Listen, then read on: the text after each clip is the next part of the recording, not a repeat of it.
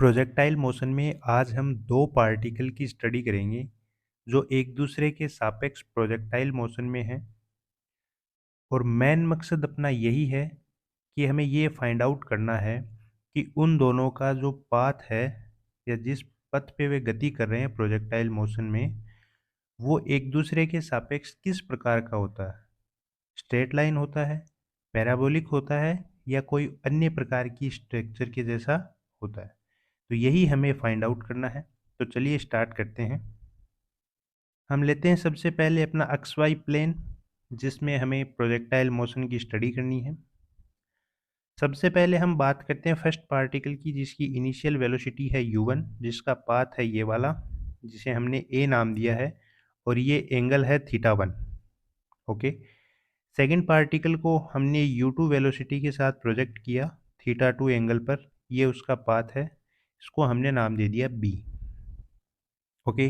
अब हम इन वेलोसिटीज़ का घटक लेते हैं, एक क्षैतिज घटक और एक ऊर्ध्वाधर घटक। तो u1 का क्या आएगा, इसे हम बोल देंगे ux1 equals to u1 cos θ1 और uy1 equals to u1 sin θ1। ये तो बात हो गई u1 वेलोसिटी।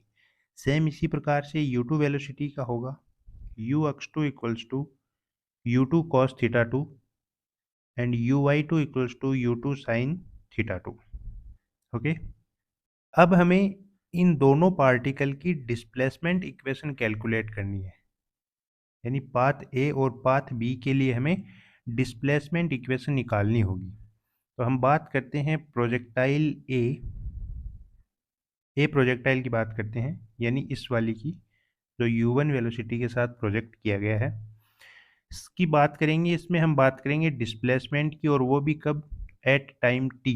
किसी भी टाइम टी पर अगर आपको पूछा जाए, उस टाइम टी पर पार्टिकल कहीं पर भी हो सकता है, उस टाइम पर इसका डिस्प्लेसमेंट हमें कैलकुलेट करना है।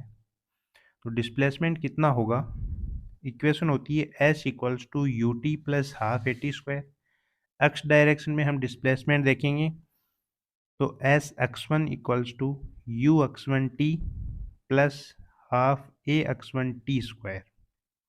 अब देखिए, क्षैतिज दिशा में एक्सलरेशन होता है 0, इसका मतलब ए एक्स वन की वैल्यू 0।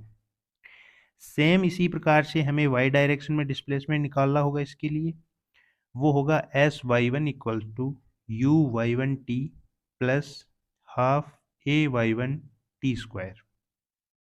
ओके। अब देखिए, ये वाई डायरेक्शन में डिस्प्लेसमेंट है, मोशन हो रही है वाई दिशा में, और वाई में एक्सलरेशन क्या होता है, माइनस जी, यानी ए वाई वन की वैल्यू माइनस जी, क्योंकि वेलोसिटी ऊर्ध्वाधर ऊपर की तरफ हो रही है, ग्रेविटेशन नीचे की तरफ लग रहा है, तो माइनस जी आएगा। Okay. So first of all x direction में देखेंगे हम, तो एस एक्स वन की वैल्यू आएगी एक्स वन। एक्स डायरेक्शन में फर्स्ट पार्टिकल का जो डिस्प्लेसमेंट है वो एक्स वन है, वैल्यू होगी u one cos theta one into t, क्योंकि यू एक्स वन की value u one cos theta one into t. इधर हम वैल्यू निकालेंगे, वो आएगी y one equals to u one sine theta one into t minus half g t square.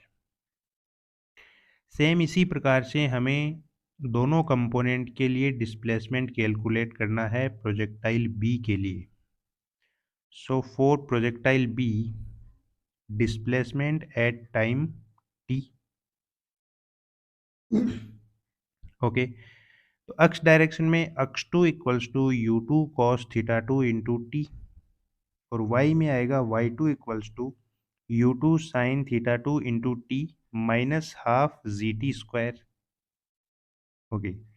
अब हमें क्या करना था, हमें एक दूसरे के रिलेटिव इनकी पोजीशन बतानी थी। ठीक है, यानी हम एक दूसरे की रिलेटिव वेलोसिटी का स्टडी कर रहे हैं, एक तरह से ऐसे समझ सकते हैं आप।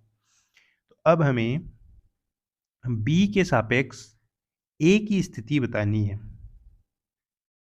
बी के सापेक्ष ए की स्थिति का मतलब है ए वाले डिस्प्लेसमेंट में से बी का डिस्प्लेसमेंट माइनस करना है। तो हमें एक्स डायरेक्शन में एक नेट डिस्प्लेसमेंट मिलेगा, वो होगा x equals to x one minus x to.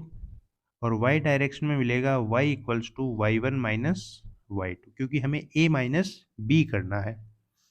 Okay, यहाँ से वैल्यू हम कैलकुलेट करेंगे तो x1 की वैल्यू रखेंगे u1 cos theta 1t minus x2 की वैल्यू रखेंगे u2 cos theta 2 into T. इसको सॉल्व करेंगे हम, यहाँ से t1 कॉमन आएगा तो ये बनेगा x equals to u1 cos theta 1 minus u2 cos theta 2 into t. इधर हम वैल्यू पुट करेंगे y1 और y2 की, तो ये बनेगा u1 sin theta 1t minus u2 sin theta 2t।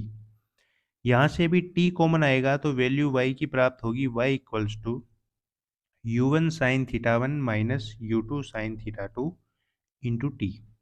Okay, ये हमें एक नेट रिजल्टेंट डिस्प्लेसमेंट मिला है दोनों पार्टिकल के लिए। हमने निकाला ए की स्थिति के लिए, किसके सापेक्ष? बी के सापेक्ष। अब देखिए हम क्या करेंगे, हम करेंगे y अपॉन एक्स, यानी इस वाले में हम भाग लगाएंगे इस एक्स डायरेक्शन वाले डिस्प्लेसमेंट का। So now y upon x equals to u1 sine theta 1 minus u2 sine theta 2 upon u1 cos theta 1 minus u2 cos theta 2। यहाँ पर देखिए ये जो वैल्यू है ये क्या है? एक कांस्टेंट है। इसका मतलब दोनों डिस्प्लेसमेंट का जब हमने अनुपात निकाला या एक डिस्प्लेसमेंट को दूसरे से डिवाइड किया तो हमें एक कांस्टेंट वैल्यू प्राप्त हो रही है। अगर आपको y upon x equals to constant मिले तो ये किस प्रकार के आकृति का समीकरण बनता है? ये बनता है स्ट्रेट लाइन का। अब हम कह सकते हैं अतः एक प्रक्षेप्य के सापेक्ष दूसरे प्रक्षेप्य की गति सरल रेखीय गति होती है। ठीक है, यानी अगर दो प्रोजेक्टाइल एक दूसरे के सापेक्ष गति कर रहे हैं, जैसे यहाँ पर हमने देखा था, अपने इस डायग्राम में देखने का प्रयास कीजिए। यहाँ पे प्रोजेक्टाइल ए और बी है वो गति कर रहे हैं।